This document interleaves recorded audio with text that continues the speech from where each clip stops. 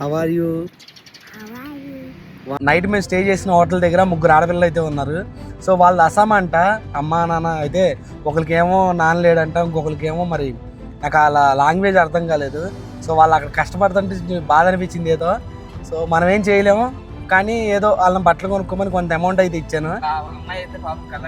Happy, చాలా హ్యాపీగా అనిపించింది. కానీ తర్వాత వాళ్ళు చెప్పారు ఏంటంటే, వాళ్ళ ఎవరైతే మాలిక్ ఉన్నాడో, మాలిక్ అంటే వానరు, ఆయన అంకుల్ అంట.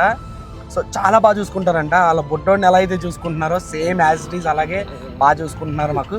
వాళ్ళు 5 years పట్టి ఇక్కడ ఉన్నారంట. కానీ వాళ్ళ ఫ్యామిలీ మెంబర్స్ ఉండుంటే వాళ్ళ జీవితం వేరేలా ఉండేదేమో మైబీ. జాయిగా బాయ్, ఫిర్ మిలింగే.